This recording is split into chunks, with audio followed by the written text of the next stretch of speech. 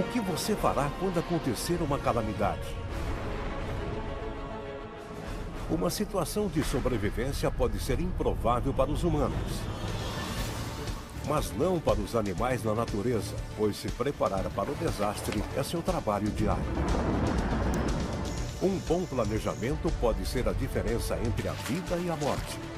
De engenharia de ponta a estratégias de fuga elaboradas,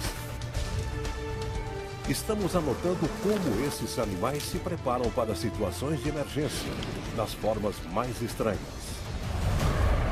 Quando se deparar com o caos, a melhor arma é ter um plano.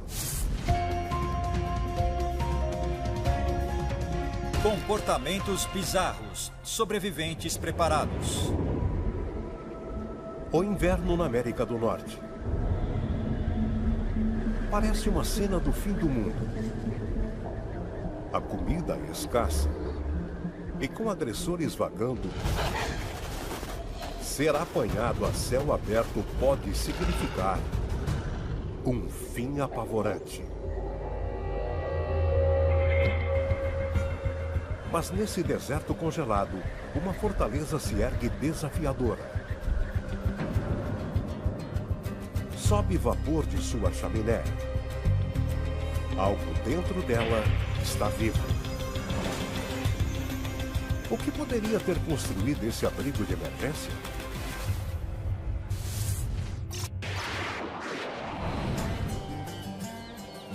Apenas poucos meses antes da violência do inverno, a floresta ferve de atividade.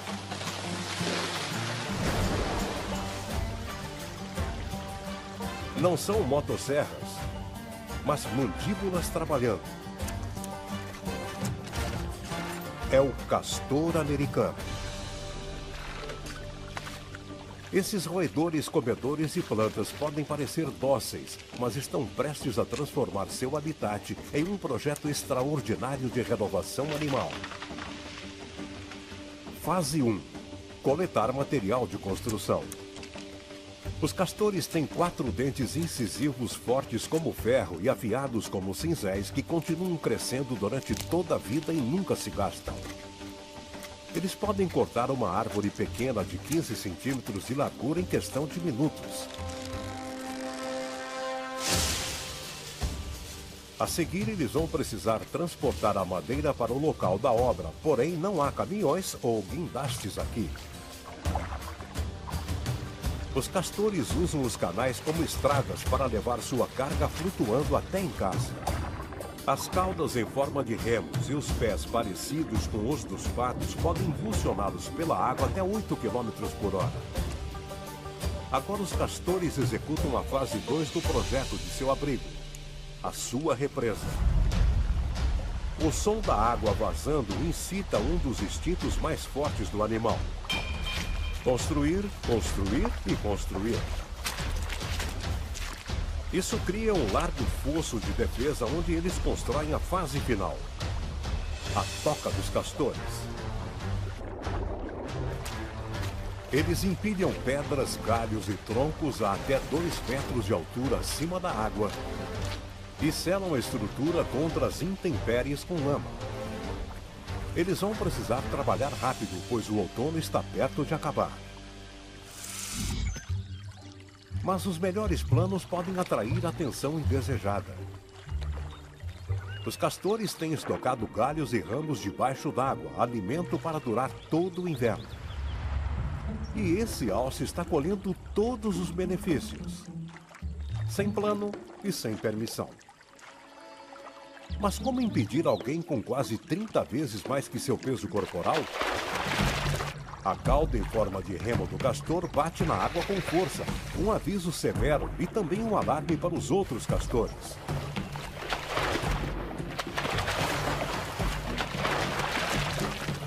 Tamanho não importa, quando você tem atitude.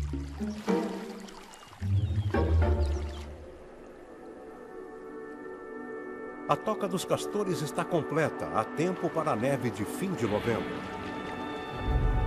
Essa estrutura incrível é mais do que só um abrigo. Ela tem entradas seguras debaixo d'água, vários quartos e até um duto de ventilação. E agora que as paredes de lama congelaram, esse abrigo é virtualmente impenetrável.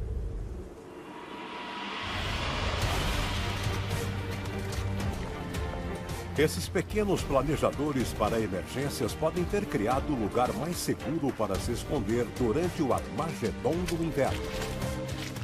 Com certeza não é fácil construir um esconderijo de sobrevivência do zero, mas às vezes não é necessário.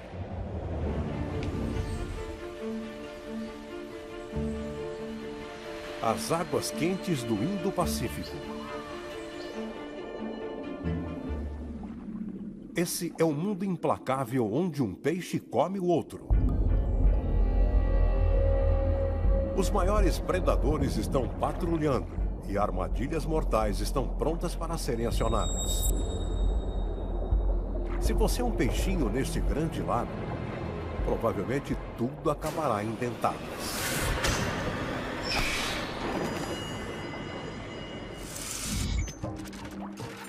Esses coloridos peixes palhaço, entretanto, descobriram um lugar incomum para se abrigar. Entre os tentáculos que dão ferroadas de uma Nemona ritieri. Existem mais de 1000 espécies de anêmonas no oceano. Mas não se engane. Elas não são como as flores inocentes das quais herdam o nome. Anêmonas do mar são armadilhas carnívoras mortais para os peixes. Com o mais leve toque, injeta uma neurotoxina venenosa em sua presa, forte o bastante para paralisar um peixe pequeno. Os tentáculos arrastam o peixe indefeso para a boca central dela, onde é digerido inteiro. Eles podem ser peixes palhaço, mas não são tolos. Se abrigar nos braços de um predador exige um tipo especial de preparação. Os cientistas acreditam que os peixes palhaços se esfregam cuidadosamente contra os tentáculos até que uma camada do muco da anêmona os cubra. Isso engana a anêmona para que ela os aceite. Os peixes palhaço não são os únicos que fazem amizade com esse assassino. Anêmonas do mar menores são um produto em alta no campo da segurança submarina. Parte do plano bizarro de sobrevivência do caranguejo ermitão é reunir anêmonas do mar para usá-las como guarda-costas. Os caranguejos ermitões não têm carapaça, por isso se escondem em conchas descartadas por outros animais. E essa aqui veio com uma anêmona do mar pré-instalada.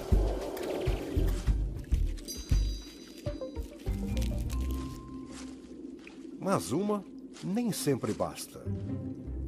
As anêmonas do mar gostam de ficar num só lugar. Elas se prendem às superfícies duras com um pé largo parecido com um disco. Esse caranguejo ermitão conhece o truque certo. Cócegas de leve aqui, uma erguidinha. Os movimentos deles são tão suaves que a anêmona nem se fecha durante o processo.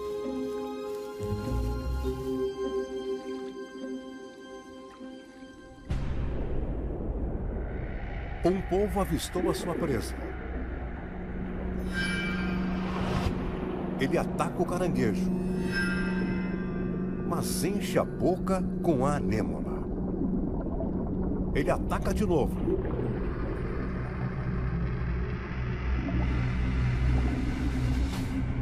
A refeição está atacando de volta. Tanto trabalho não vale a pena. E a fortaleza móvel do caranguejo ermitão é um sucesso doloroso.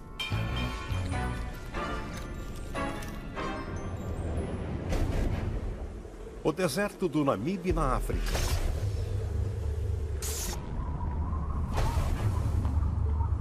Ventos arenosos e abrasivos são uma força formidável para as criaturas que vivem aqui. Alguns planejadores inteligentes escapam dos elementos criando refúgios protetores sob o solo. Mas os mais estranhos se equiparam com tecnologia mais avançada.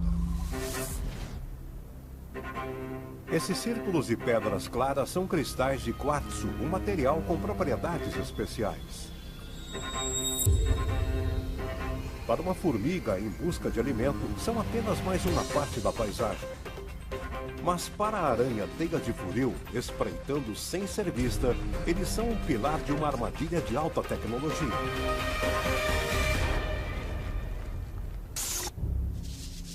Primeiro, a aranha escolhe as pedras de quartzo com cuidado.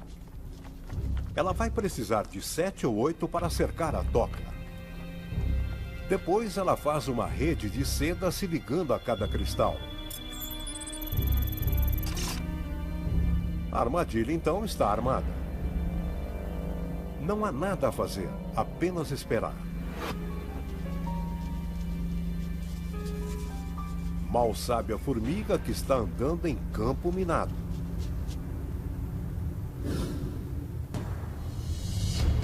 O toque de um pelo e está tudo acabado.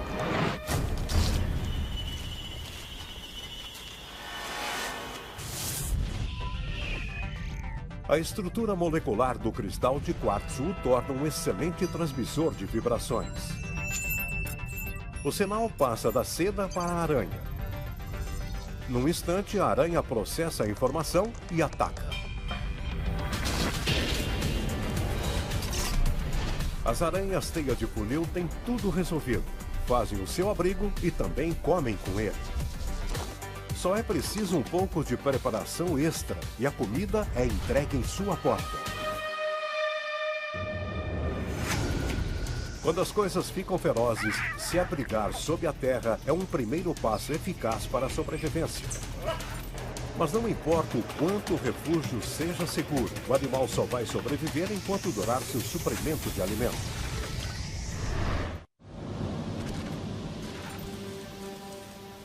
As folhas do outono já estão começando a cair. E com elas, as últimas parcelas de comida. É hora de os esquilos cinzentos colocarem em ação o seu plano de emergência. Estocando nozes ricas em proteína para o inverno. Parece uma atividade inocente, mas o impressionante nesses acumuladores é sua mente sorrateira e tática. Eles são bem versados na arte da espionagem. É a Guerra Fria das Nozes.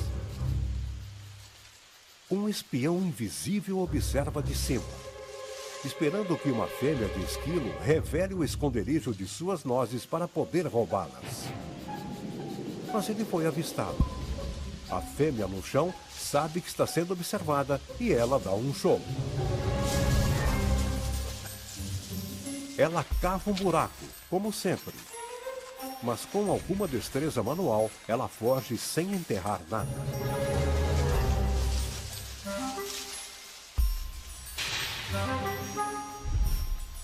O espião desce rápido.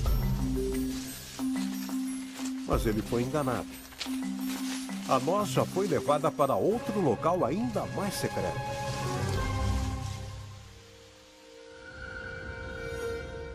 Já é bem difícil gravar um local de centenas de nozes enterradas. E fica bem pior quando a natureza cobre tudo de branco. Mas o esquilo é um mestre da ginástica mental. Ele lembra de marcos como árvores e construções e triangula o mapa mental de seus depósitos escondidos.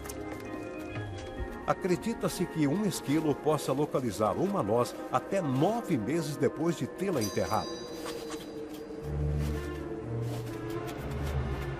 Com a capacidade de enganar, além da memória fenomenal, o incrível esquilo cinzento é um planejador, com licença para viver.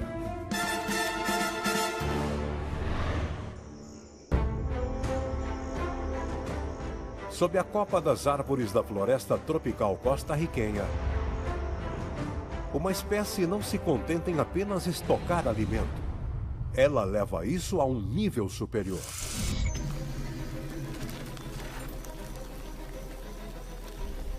As formigas cortadeiras, Um enorme exército com a força de milhões, capaz de desfolhar uma árvore inteira em apenas 24 horas.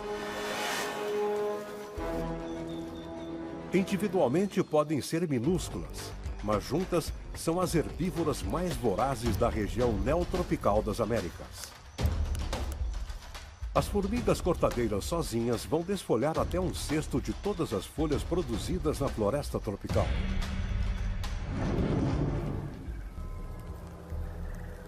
O que é estranho no comportamento delas é que nem conseguem digerir as folhas. Então, se não as estão comendo, por que as estão reunindo? A resposta está no fundo do complexo subterrâneo delas, uma metrópole em expansão que pode chegar ao tamanho de uma casa mediana. E aqui fica o centro da operação. Um jardim enorme de folhas em decomposição. As formigas cortadeiras não estão apenas estocando comida. Elas estão plantando seu alimento, cultivando uma plantação sem fim de fungos. Cuidadosamente cultivados pelas formigas jardineiras, os fungos digerem a celulose das folhas frescas e a transformam em açúcar comestível e proteína. Uma colônia inteira de até 8 milhões de formigas, da rainha até as operárias, depende quase inteiramente desse superalimento. A cada novo formigueiro de formigas cortadeiras, um pouco desse fungo é levado para semear o primeiro jardim. A análise genética demonstrou que algumas espécies vêm clonando o mesmo exato espécime de fungo levado de colônia para colônia por incríveis 25 milhões de anos. Elas nos venceram nessa. Muito tempo antes das primeiras fazendas da humanidade, as formigas cortadeiras já estavam até os joelhos em adubo de folhas. Quando se trata de planejar a longo prazo, elas são as maiorais.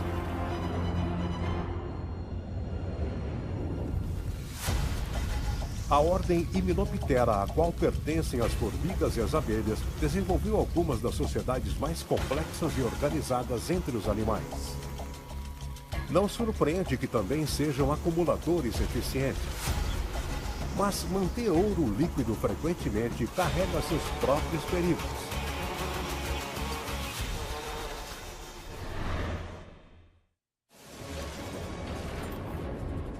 É primavera na ilha japonesa de Honshu. A colmeia de um apicultor de abelhas europeias dá duro para reabastecer seu estoque. Mel dourado e doce. Mas onde há tesouros, há caçadores. E quem poderia resistir aos cofres transbordando dessa colmeia? Uma vespa gigante japonesa encontra o ouro. É a maior vespa do mundo e pode chegar ao tamanho de um polegar humano. Só uma delas seria algo devastador para as abelhas. Mas ela trouxe algumas amigas.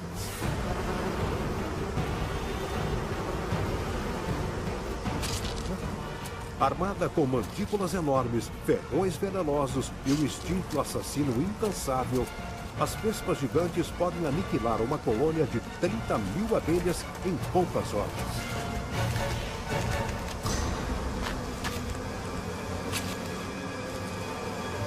Isso não é uma guerra. É um massacre.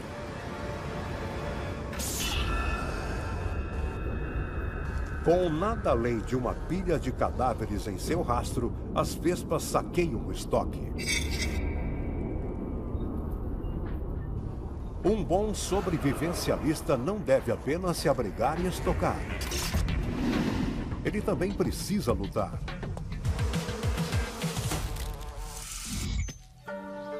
Diferente das importadas abelhas europeias que foram massacradas pelo ataque das vespas, as selvagens abelhas do mel japonesas estão preparadas. A evolução deu a elas um plano de batalha.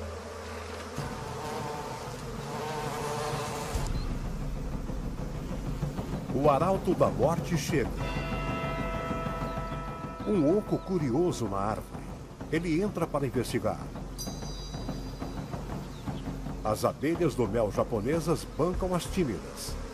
Elas esperam o momento certo para executar seu plano. O intruso de armadura cruza a soleira do lar delas e as abelhas sacodem o abdômen coreograficamente. Quando a vespa ataca a primeira vítima, elas enxameiam. Centenas de abelhas agindo como uma só se empilham sobre a vespa gigante. Mas elas não usam os ferrões. Em uníssono, as abelhas vibram os músculos de voo para gerar calor corporal. 30 graus Celsius, 40 graus, 43 graus e agora 47 graus. Incrivelmente, as abelhas do mel japonesas conseguem suportar temperaturas de até 48 graus Celsius, mas a vespa gigante só consegue sobreviver até 46 graus. Apenas 2 graus separando a vida e a morte.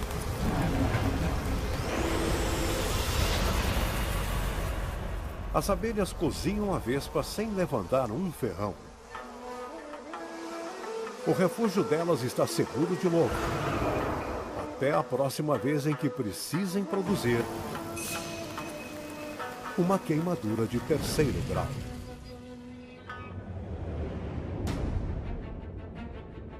Alguns animais estranhos desenvolveram planos de batalha que podem vencer os inimigos sem sequer tocar neles. A terra seca e vermelha do deserto africano de Kalahari. Os suricatas se uniram em uma comunidade tribal. Enquanto o bando revira a terra em busca do café da manhã, um adulto assume um papel crucial, como sentinela. Ele fica de pé no posto de observação mais alto por mais de 1 hora e lá ele pode avistar predadores a mais de 800 metros de distância. O chamado persistente dele garante ao grupo que não há perigo.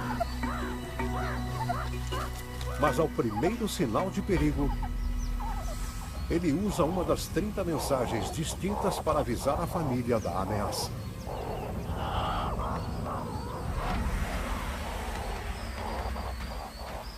Desta vez é uma Naja nívea, uma das serpentes mais perigosas da África, com um veneno tão potente que poderia matar um homem adulto em 30 minutos.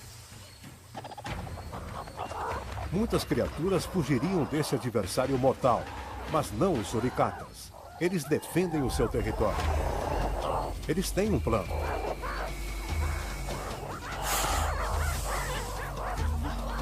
Para os suricatas, a melhor luta é não lutar nunca. Eles jogam a cabeça para frente e para trás, cospem e rosnam de maneira ameaçadora. É uma exibição de intimidação elaborada, um blefe para desencorajar a serpente. Mas o plano é maior.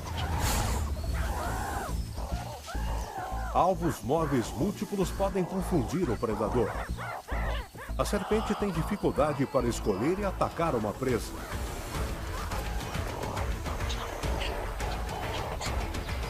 É demais para a Naja nívea. E ela faz uma retirada tática. O bando de suricatas fez uma oferta que ela não podia recusar. Se ela mexesse com um, mexeria com a família toda. Mas mesmo esse grupo sabe que é a hora de ficar e a hora de correr. Não importa a força da sua equipe. Quando se enfrenta a assassinos naturais, ou apenas a natureza, às vezes a melhor forma de agir é fugir.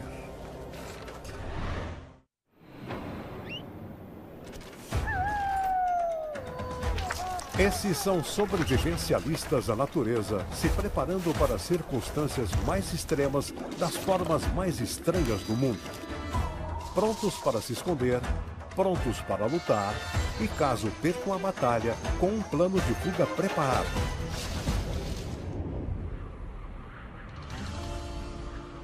Conheçam os mestres das fugas das savanas da América do Norte. As marmotas norte-americanas. Essas marmotas são mais próximas dos esquilos que dos caninos, mas receberam seu nome incomum em inglês devido ao seu chamado de alarme, como o latido de um cão pequeno. E há vários perigos a avisar, como a majestosa águia real.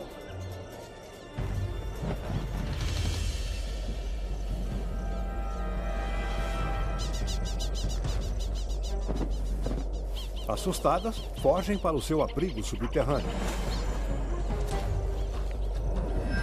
No implacável oeste selvagem, existem os rápidos e os mortos.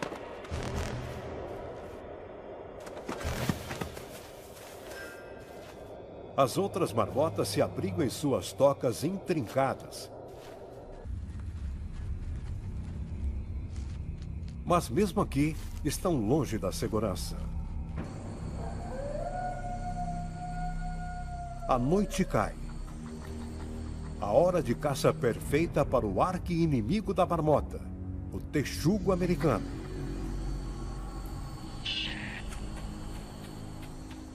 A fêmea está pensando no jantar e captou o odor de uma marmota. Mas o texugo não vai surpreender ninguém.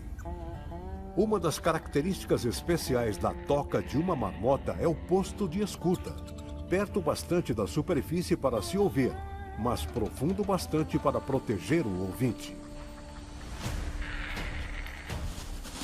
O grande texugo cava a terra facilmente com suas garras longas.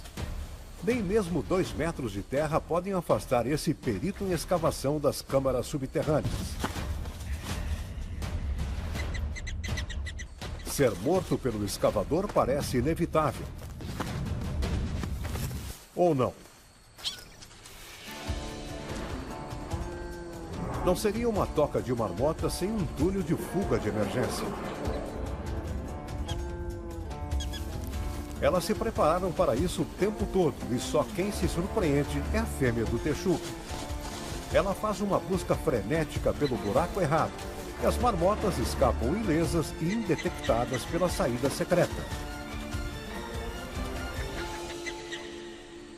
Com o planejamento inteligente das marmotas, há sempre uma luz no fim do túnel.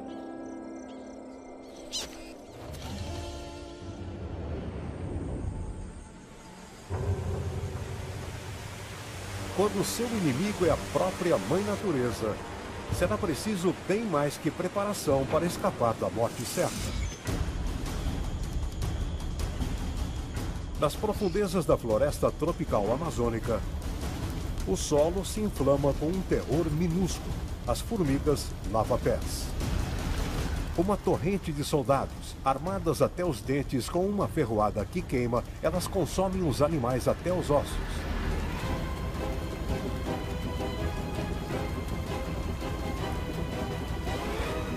Suas ferroadas contêm um veneno que destrói as células e traz devastação até para a carne humana.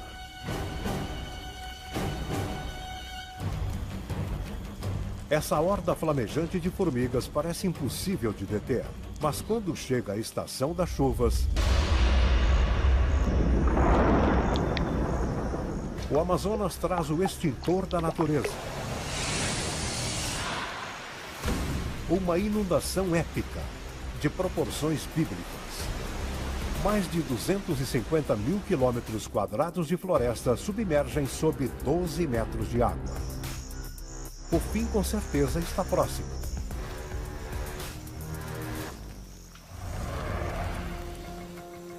Mas nem mesmo a água pode apagar esse inferno engenhoso.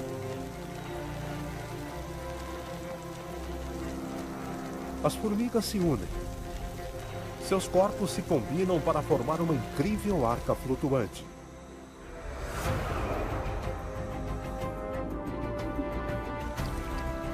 Elas prendem pequenas bolhas de ar em volta de si mesmas para aumentar a flutuação. Essa jangada milagrosa pode ficar à deriva por meses sem fim. Mas a viagem é cheia de perigos. Sua carga mais preciosa é a rainha da colônia. O futuro delas depende de sua sobrevivência. Por isso ela permanece seca, literalmente pisando sobre seus súditos reais. Os camponeses mais embaixo são apanhados um a um como grãos flutuantes de comida para peixe. Alguns se afogam, mas ela é uma rainha pela qual vale a pena morrer.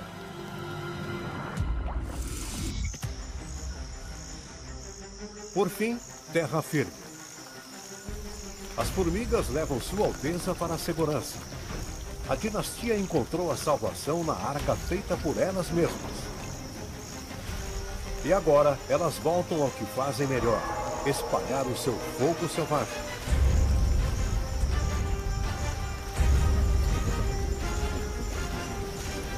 Mesmo contra uma emergência catastrófica, as formigas lava-pés pegam fogo.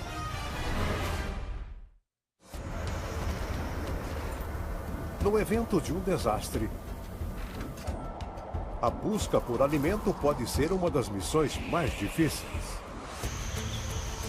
Mas um grupo de elite de sobrevivencialistas está preparado. Eles aprenderam as formas mais estranhas de transformar objetos comuns em ferramentas extraordinárias.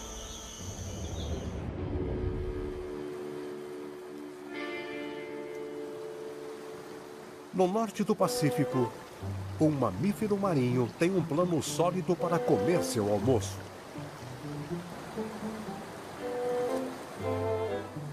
Eles não estão perdidos no mar, eles estão em casa. As lontras marinhas podem passar a vida toda sem tocar a terra, dormindo e até dando à luz na água. Elas levam o prêmio de o pelo mais denso. Em apenas 6 centímetros quadrados podem ter até 1 milhão de fios, muitas vezes mais do que o achado em uma cabeça humana. Quando o ar fica preso em sua pelagem, elas flutuam como um banhista sobre uma boia na piscina. Mas essa não é a parte inteligente. Alguns dos alimentos preferidos delas vêm em uma embalagem difícil, como o espinhoso ouriço do mar. Essas doninhas estranhas têm um plano. São um dos poucos mamíferos conhecidos por usar ferramentas. A lontra esmaga os espinhos com uma pedra para chegar ao centro macio. Elas sempre voltam à superfície para comer. Caranguejos e moluscos podem ser difíceis de abrir. Mas tudo bem. Ache a pedra certa e a equilibre na barriga para fazer uma bigorna flutuante. A melhor coisa desse restaurante? Uma girada rápida e sua mesa está limpa.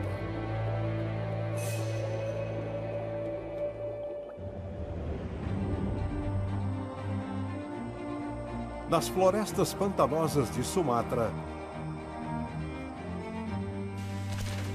uma fêmea de orangotango de 9 anos testa seu plano de sobrevivência.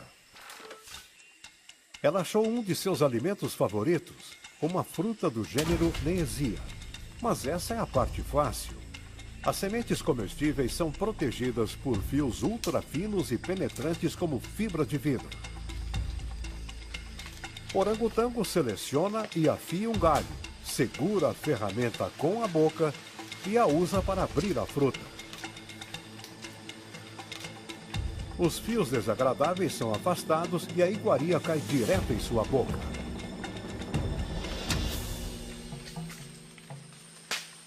Contudo, existe mais de um uso para o galho comum. A colmeia da abelha do gênero Trigona. Os favos de mel ficam sedutoramente fora do alcance no oco de uma árvore. Mas o orangotango tem um plano. Ele pega sua ferramenta favorita e retira o mel.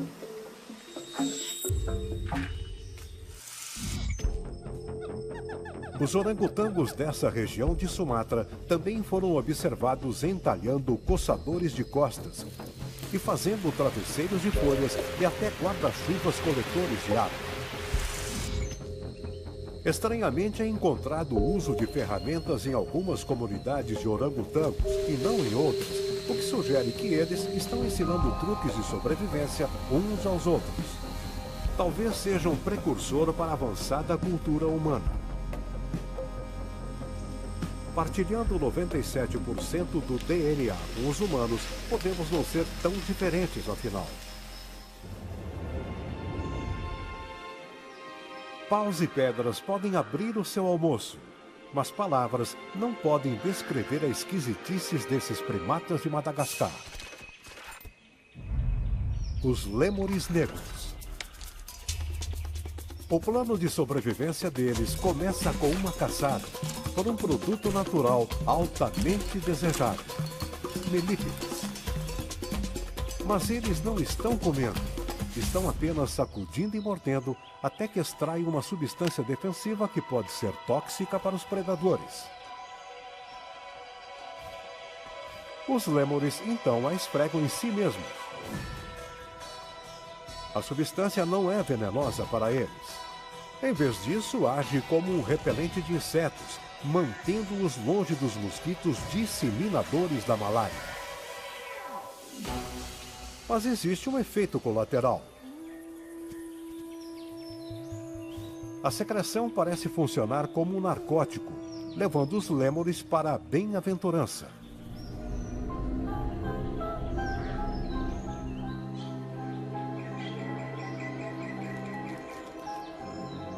Parece que aquilo não os mata, os deixa drogados.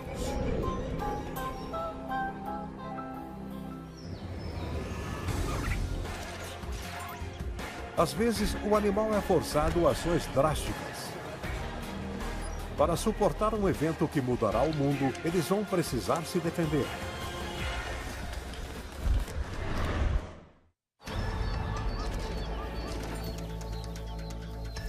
Sobreviver ao apocalipse exige a maior das estratégias. Alguns planejadores estão prontos para mudar totalmente sua forma de vida. É se adaptar ou morrer.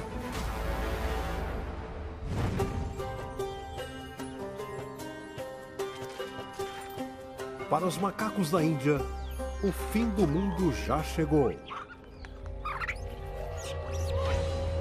Na forma de invasores forasteiros devastadores. Esse é o confronto entre os dois tipos de primatas mais comuns do mundo. A expansão e o rápido crescimento das cidades invadiram o antes perene habitat dos macacos. Para a maioria dos animais selvagens, perder o lar pode significar a extinção. Mas é preciso ser um primata inteligente e excepcionalmente adaptável para transformar uma desvantagem em vantagem e dominar concretamente seus conquistadores. Seu plano de emergência é a guerrilha. Os macacos são mais discretos, mais móveis e mais persistentes que seus soberanos humanos.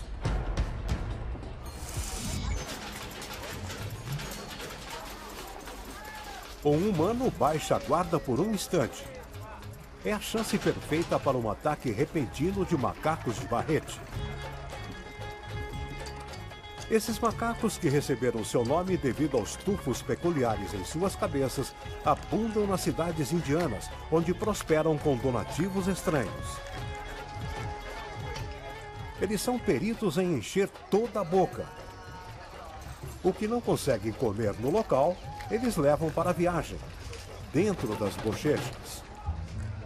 Vai ser preciso mastigar muito para acabar com essa porção. Os humanos desajeitados não conseguem pegar os macacos. Eles apanham o que podem e se lançam na segurança da selva urbana.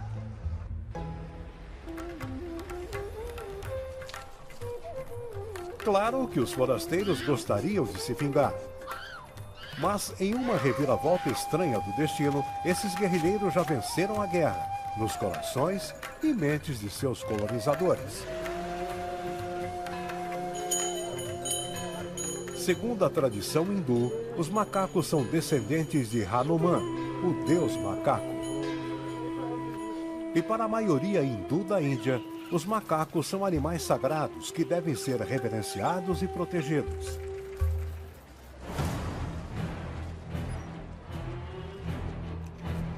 Então, mesmo que roubem das casas, mastiguem suas frutas, abram cestos de ovos e que criem sua própria forma de Armagedon,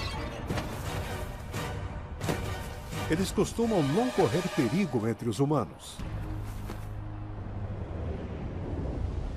Se existe um animal com um plano de emergência melhor que o dos macacos, é o urubu.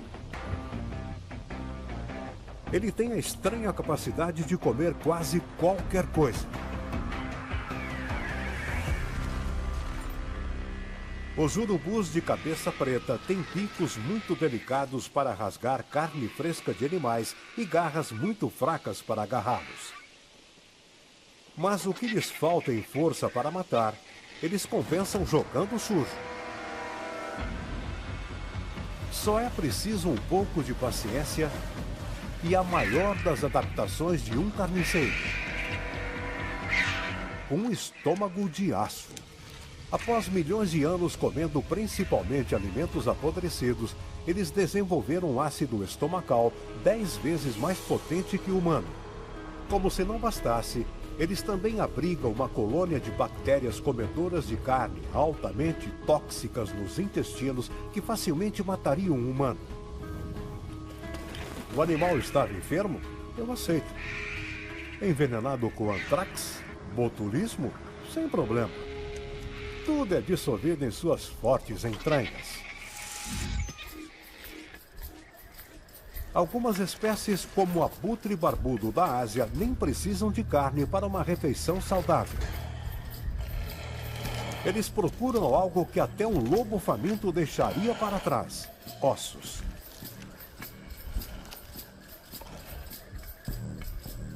O abutre observa pacientemente. Assim que os lobos estão fora de alcance, ele se lança sobre o esqueleto apetitoso.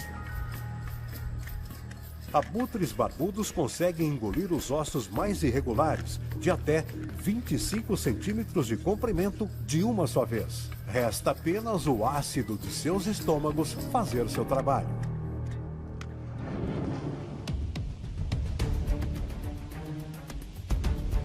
Com o plano de emergência de comer coisas que matariam outros animais, os abutres estão preparados para um desastre que mude o mundo. Mesmo que tudo acabe em doença e fome, você pode contar com esses necrófagos para achar vida após a morte. Seja para escapar das mandíbulas de um predador ou enfrentar os mais severos elementos da natureza, às vezes é o comportamento mais estranho que vence o jogo da seleção natural. Mas não importa o quanto o plano seja esquisito, há apenas um objetivo: sobreviver. Versão Marshmallow São Paulo.